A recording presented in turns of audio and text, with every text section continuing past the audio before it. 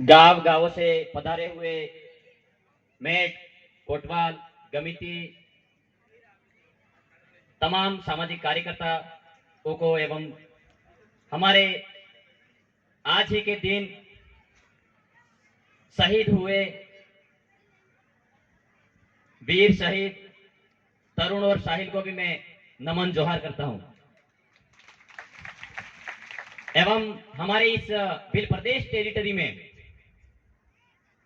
रोहत कांति भाई आदिवासी, भंवरलाल जी परमार एवं पूरी आदिवासी परिवार की जो टीम है, जित्तू भाई कटारा, अमित भाई खराड़ी, इन लोगों के साथ में कंधे से कंधा मिलाकर चलने वाले हमारे वीर शहीद जगदीश भाई को भी मैं तहे दिल से आदिवासी परिवार के मंच के माध्यम से आप सभी के सामने जोहार अर्पित करता हूं। साथियों, इस आदिवासी परिवार के कार्यक्रम में मैं कुछ विशेष बातें बता के जाना चाहूंगा कि हम लोग कहते हैं कि हम आदिवासी हैं और हम इस देश के मालिक हैं। ये बात हमें सोचने समझने की जरूरत है साथियों के हम लोगों के पुरखे थे वो 1876 में डिस्ट्रिक्ट एक्ट जो हमारा अनुसूचित एरिया था वो आजादी से पहले ब्रिटिश सत्ता ने हमारे आदिवासियों के हक में दे दिए थे। उसके बाद 1871 में ही हमारे जो जनगणना होती थी ब्रिटिश सत्ता के समक्ष वो होती आई। उसके बाद में जो स्वतंत्र भारत की 1951 की जनगणना हुई, स्वतंत्र भारत में 1951 में जनगणना हुई। जनगणना में हमारे जो आदिवासियों का परसेंटेज था वो 60% था। आप सभी इस बात को ध्यान से थोड़ा सोचे और समझने का प्रयास करेंगे, ऐसी मैं आशा करता हूं कि कोई व्यक्ति 1951 की जनगणना में 60% होता है तो 1971 या 61, 81, 81 और 91 और 2001-11 की जनगणना में वो कितना होना चाहिए? आप स्वयं सवाल पैदा कर सकते हैं अपने आप में। जो कोई व्यक्ति होता है 60% होता है तो वो 70% होना चाहिए कि नहीं होना चाहिए? तो वैसे के वैसे हमारे साथ में उस समय से शोषण अत्याचार होते आए। आपका 1993 में यहां से भारत के जनप्रतिनिधियों के समक्ष निकला हुआ व्यक्ति और पूरे भारत की बात को लेकर यूएनए में, संयुक्त राष्ट्र संघ में जयंत प्रसाद नाम के एक व्यक्ति गए। उस समय 1991 में शायद पीवी नरसिम्हा राव की सरकार थी केंद्र में। तो उस समय वो आदमी यहां से गया तो हमारे उस समय भी आजादी के बाद भी तो ये पार्टियां काम करती ही होगी, कोई ना कोई सत्ता में तो होगा, अपने यहाँ भी होगा, कहीं भी हमारे वाले आदमी लोकसभा, विधानसभा, राज्यसभा, वहां भी हमारी जो चुनाव प्रक्रिया थी तो वहां चुनकर तो आगे जाते ही होंगे। तो यहाँ से वो आदमी प्रधानमंत्री पीवी नरसिम्हा राव के कार्यकाल में वो आदमी जयंत प्रसाद करके संयुक्त राष्ट्र संघ में अपनी बात को लेकर जाते हैं और बोलते हैं कि इस भारत देश में आदिवासी है ही नहीं। और 1951 की जनगणना बोलती है कि आदिवासी 60% है। आप तमाम बैठे मेरे भाइयों बहनों से अपील करना चाहूंगा कि उस समय जो हमारे यहाँ के राज्यसभा, विधानसभा, लोकसभा में जो यहाँ के चुने हुए आदमी, उस समय उन व्यक्तियों ने सवाल क्यों नहीं किया? पहला सवाल, क्योंकि ये सोचने समझने का विषय है साथियों। हम लोग आंकड़ों में कम हो रहे हैं। कैसे कम हो रहे हैं? आंकड़ों में। फिर हम बात कर रहे हैं रिजर्वेशन की। हम लोगों को यहाँ से कोई व्यक्ति जा रहा है, वो मना बोल रहा है कि यहाँ कोई है ही नहीं। अब फिर जाके 5 जनवरी 2011 का सुप्रीम कोर्ट का जजमेंट कहता है कि इस भारत देश का जो 8% आदिवासी है वो इस देश का मालिक है। तो 8% कैसे बचे, ये आपको सोचने समझने की जरूरत है। हम 1951 की प्रथम जनगणना, भारत की स्वतंत्र भारत की जनगणना होती है, उसमें अपन 60% होते हैं। मीडिया के माध्यम से मेरी आवाज भारत के किसी भी क्षेत्र में पहुंचे, वो सुने, मनन करे, हमारे यहाँ से जनप्रतिनिधि हो वो भी ध्यान से सुने, क्योंकि हम लोग आदिवासी परिवार के बैनर पे काम करते हैं और हम अनुशासित तरीके से हमारी बात को रखना चाहते हैं कि 1951 में जो 60% जनसंख्या थी तो 2011 का सुप्रीम कोर्ट का जजमेंट कहता है कि इस देश का 8% आदिवासी है, वो इस देश का मालिक है। तो 1951 की जनगणना में हम लोग 60% थे, वो कहां गए? तो हम लोग आदिवासी परिवार की विचारधारा के माध्यम से ये कार्य करना चाहते हैं कि हमारे जो 1951 की जनगणना में हम लोग 60% थे, तो वैसा का वैसा हम लोग आने वाली जनगणना में हमारे यहाँ से जनप्रतिनिधि कोई भी जाएगा खुले लोकतंत्र से चुना हुआ। हम किसी पार्टी का प्रचार नहीं कर रहे हैं, हम किसी को ये नहीं कह रहे हैं कि यहाँ वोट दो। हम कर्मचारी है, खुले मन से हमारे आदिवासी परिवार की विचारधारा की तरफ से हम लोग खुले मन से समाज में काम करेंगे। लेकिन मैं बात इतनी सी रखना चाहूंगा कि हमारे यहाँ से जनप्रतिनिधि जाते हैं, वो लोकसभा विधानसभा में ये सवाल और अमेंडमेंट संशोधन के लिए प्रस्ताव क्यों नहीं रखे, ये पहला सवाल है भारत सरकार से हमारा। क्योंकि साथियों हम लोगों को इस तरीके से ही नष्ट किया गया, तो नष्ट करते करते हम लोगों को आज तक नष्ट कर रहे हैं। 74, 70 साल 75 साल हो गए। आज आप देख रहे होंगे हमारे क्षेत्रीय मुद्दों पर भी हमको पूर्ण तरीके से आरक्षण नहीं है। हमारे इस क्षेत्र में जो तालाब है, झीलें बनी हुई है, उस झीलों का पानी दूसरे शहरों में जाता है। हाँ, हम मानव प्रकृति कल्याण के उपलक्ष्य में काम कर रहे हैं, किसी भी जाति धर्म का उच्च नीच नहीं करते हुए। आदिवासियों ने कभी किसी का उच्च नीच और भेदभाव कभी नहीं किया।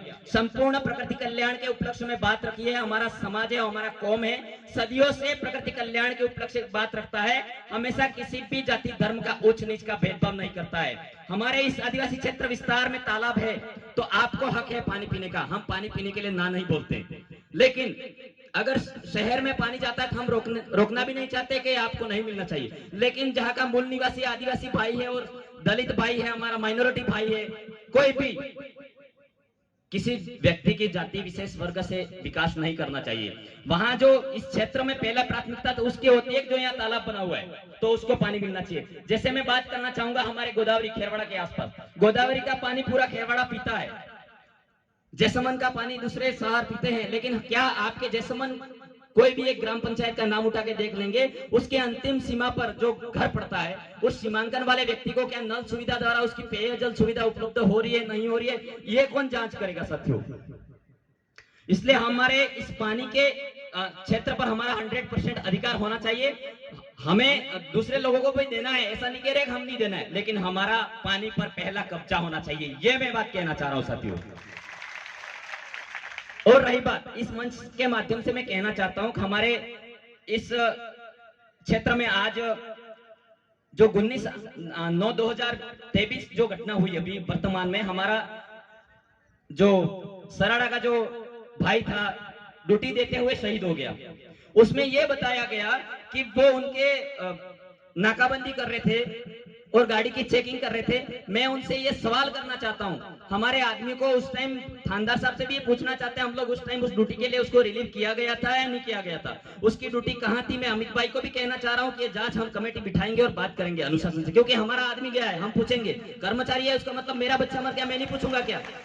हमारा भाई है, वो किसी भी कौम का हमारे कर्मचारी है, वो इज्जत से ड्यूटी करते हैं, लेकिन उनको जो 1 करोड़ मुआवजा दिया जाना चाहिए उसके परिवार को, और एक सदस्य को नौकरी देने का प्रावधान दिया जाना चाहिए राज्य सरकार की तरफ से। ये मैं कहना चाहता हूं, क्योंकि हम लोग इस बात को इसलिए कहना चाहते हैं कि जैसे हाल ही में दौसा में सिकंदरा थाना क्षेत्र के रेटा गांव में घटना हुई आपकी 23/8/2023 की, तो उसमें पुलिस मुख्यालय की एक प्रेस कॉन्फ्रेंस वार्ता चल रही थी। उस वार्ता में हमारे राजस्थान सरकार के महामहिम मुख्यमंत्री अशोक जी गहलोत साहब ने, मैं मानता हूं सभी जाति धर्मों का उच्च नीच किए बिना उनको एक फर्ज मिला है सीएम का, तो उनको अदा करना चाहिए। हम मानते हैं, सम्मान करते हैं उस ऊपरी कुर्सी पर बैठे हुए। लेकिन हमारे आदिवासियों के लिए भी जरा सोच लो मुख्यमंत्री जी कि हमारे यहाँ इस क्षेत्र में जो टीडी थाना क्षेत्र में जो घटना हुई उसका भी 1 करोड़ का प्रावधान दे दो आप। मैं ये कहना चाहता हूँ मुख्यमंत्री जी से, और एक सरकारी नौकरी दे दो, ये कहना चाहता हूँ।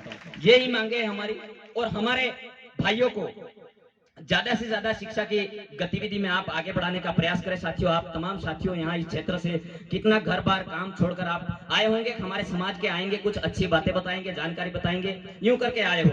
तो ये जानकारी है वो आपको सगे संबंधी परिवार में जाकर पहुंचानी है, तब जाके तो हमारे विचार और कांति दादा के विचार आगे पहुंच पाएंगे साथियों। नहीं तो हम लोग ये विचार हमारे यहीं रह जाएंगे। इसीलिए हमारे वाले भाइयों को अभी जमाना नहीं रहा है तीर कमान और धनुष और लाठी वाला साथियों। मैं ये भी इस मंच से कहना चाहता हूँ, हमारे वाले भाइयों को 24 घंटों के अंदर 13-13, 14-14 घंटे स्टडी करने की जरूरत है। क्योंकि हम लोग कहीं ना कहीं मांग करते हैं, हम मांग करते हैं, लेकिन हमारा वहां उस कुर्सी पर बैठा हुआ व्यक्ति हमारा नहीं होता है।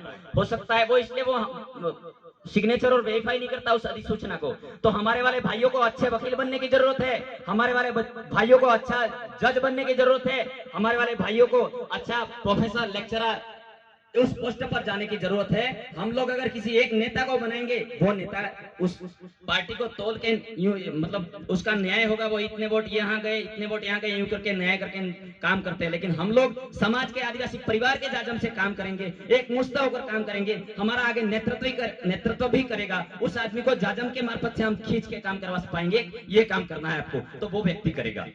इसलिए आदिवासी परिवार की सिलेक्शन प्रणाली को ध्यान में रखते हुए, मद्देनजर रखते हुए हम लोगों को आगे कार्य करने हैं, और हम लोगों को बच्चों को ज्यादा से ज्यादा पढ़ाने की जरूरत है। और मैं राजस्थान सरकार के ये जितने एमएलए 200 के 200 हमारे विधायक बैठे हैं, आप एक दिन में अधिसूचना पारित कर दो। हमारे टीएसपी क्षेत्र में या पूरे राजस्थान में हम मानव कल्याण के उपलक्ष्य में काम कर रहे हैं, तो शराब के ठेके हैं जो पूर्ण प्रतिबंध से आप एक अधिसूचना जारी कर दो, पूर्ण तरीके से बंद होने चाहिए, ये कहना चाहता हूं। तो चिट्ठी भी आ गई है, मैं ज्यादा नहीं बोलूंगा, अब मेरी बात को यहीं खत्म करूंगा साथियों।